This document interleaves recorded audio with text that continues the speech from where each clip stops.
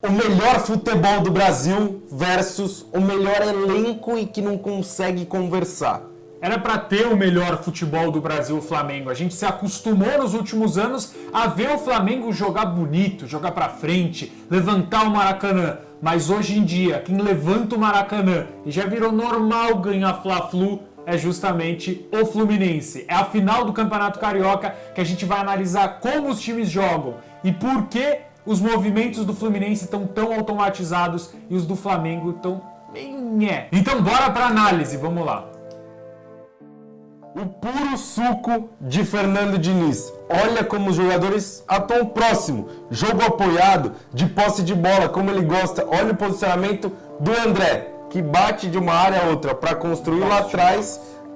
Box to box, para construir lá atrás e chega na frente com muita qualidade. Samuel Xavier, lateral direito, olha como joga aberto, mas também cria por dentro. Olha como fica vermelho aqui na criação do Samuel Xavier. Com o Cano, que faz esse movimento de sair para o John Arias e para o Keno atacarem o espaço. Se o Samuel vem por dentro, o Arias vai por fora. O Keno, um jogador muito de 1 contra 1, é o forte, é o agudo dessa equipe do Fluminense. O Fluminense joga muito compacto, acho que fica muito claro para todo mundo observar a proximidade dos jogadores e como eles atuam toda hora, pertinho, tocando a bola. E é interessante a gente também falar, assim que a gente mostrar para vocês as substituições desse jogo. Fluminense e Volta Redonda, estava 5-0 no primeiro tempo.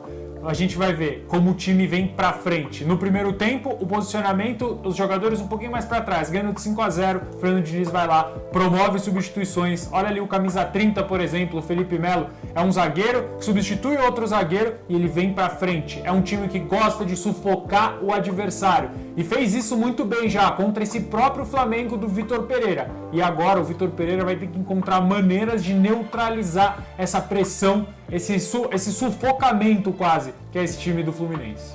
O Flamengo vai jogar em função do Fluminense ou o Flamengo vai fazer o seu jogo para neutralizar o Fluminense? Esse é o maior, para mim, a maior crítica do trabalho do Vitor Pereira. A gente vai mostrar daqui a pouquinho o posicionamento médio dos jogadores do Flamengo e como esse time gosta de jogar. E na minha opinião, você tendo o elenco do Flamengo, os jogadores que o Flamengo te oferece, você não pode escalar jogadores medianos ou talvez não escalar os seus melhores jogadores para ter um time mais intenso. Não, como você vai tirar essa pressão do Fluminense? Tendo a posse de bola, fazendo o Fluminense correr atrás de você até eles cansarem e aí sim você com o Flamengo, como um time poderoso, com Gabigol, Pedro, Arrascaeta tá fora, mas vai ter Everton Ribeiro, Everton Cebolinha, esses jogadores têm que ser colocados para jogar nas suas próprias funções para conseguir dessa maneira machucar o Fluminense e não entrar com os jogadores reservas para você se defender. Isso para mim tá errado. E por que o Celso tá trazendo isso para vocês?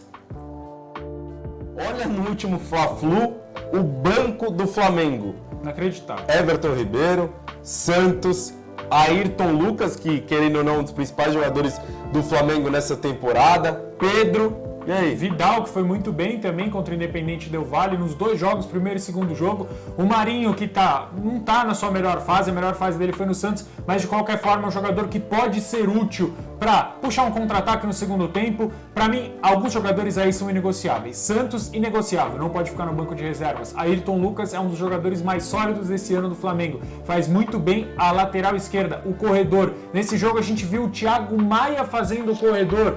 Então, assim, para mim, esses jogadores têm que ser titulares. Você tem qualidade técnica e com isso, por exemplo, o Everton Ribeiro é um cara que defende mais que o Arrascaeta, né? Ele não é um jogador tão insinuante como o Arrascaeta, mas ele vai muito bem nesses momentos decisivos, nesses momentos importantes. Então você precisa desses jogadores para te dar força, para tirar um pouco a facilidade do time do Fluminense jogar. Fato é que o Vitor Pereira não consegue fazer tanto cara bom jogar junto. E aí, para mim, tá o problema. Vamos ver como o Flamengo se posiciona em médio em campo ou se posicionou contra o Vasco na semifinal.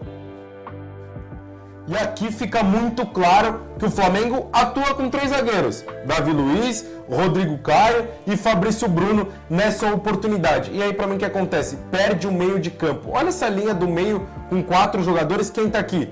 O Gabigol. Desculpa, não é pro Gabigol tá aqui. Para mim, perde combate no meio de campo quando atua com 3 zagueiros. E por que eu não quero com 3 zagueiros? Você é muito cara bom também do meio pra frente. Você tem que fazer os caras jogarem, você tem que fazer os caras bons que você tem jogarem. O Thiago Maia joga muito pelo lado esquerdo. Isso aqui, que você fala muito, do Thiago Maia vir receber a bola praticamente como lateral esquerdo. Olha o Gerson atuando muito pelo lado esquerdo. E pelo lado direito? Quem cria?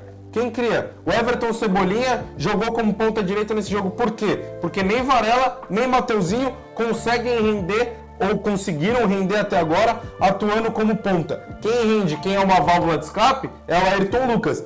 E Pedro e Arrascaeta. O Arrascaeta muito prejudicado pela sua forma física.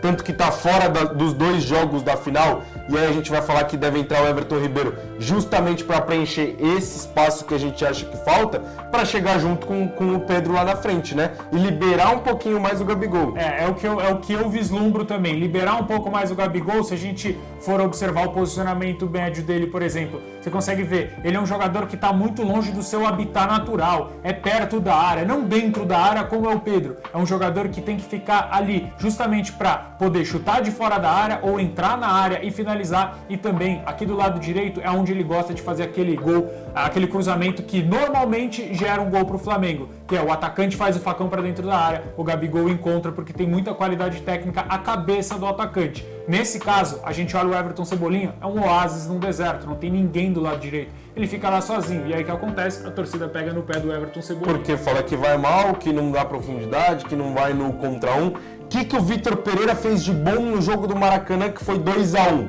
O Everton Cebolinha pelo lado esquerdo, a famosa, a defesa é o ataque. Everton Cebolinha em cima do Samuel Xavier, que não conseguiu jogar aquele jogo. O Cebolinha faz um baita golaço, o único gol do Flamengo na partida. Então assim, se o Vitor Pereira pressionar o Fluminense do Fernando Diniz, eu acho que pode complicar o jogo. A saída de bola passa muito pelo André. Você vai fazer o Gabigol marcar acompanhando o lateral o tempo inteiro? Gruda o Gabigol só fazendo a sombra no André, aqui por dentro, aonde o André costuma fazer a saída de bola. E aí você mata a criação da equipe. Você deixa com o Nino e com o David Braz, para no intervalo o Fernando Diniz ter que fazer a substituição que ele tanto ama.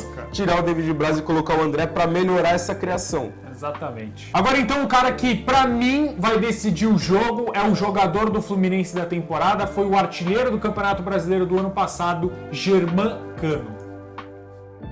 Eu achei que ele ia pra Copa do Mundo. No fim das contas, a Argentina não precisou. São 14 gols em 11 jogos. Se a gente olha no Campeonato Mineiro, o Hulk fazendo um monte de gol. No Campeonato Carioca, o nome é Germán Cano, camisa 14. Faz o L, que talvez ele vai decidir mais esse jogo. E vou te falar, não é nem no Campeonato Carioca. O Germán Cano talvez seja hoje o melhor jogador do futebol brasileiro em performance e em desempenho. Bobeou, é gol. Tem mais gol que jogo. Na semifinal foram 4 contra o Volta Redonda, tá bom? E contra o Flamengo, naquele jogo que a gente está comentando aqui de 2-1, ele também deixou a marca dele. Eu aposto nele para ser o nome do jogo, mas eu quero saber de você, quem você aposta para ser o cara do Fluminense, ou até mesmo do Flamengo. Deixa aqui embaixo nos comentários, deixa o like no nosso vídeo e aproveita para se inscrever.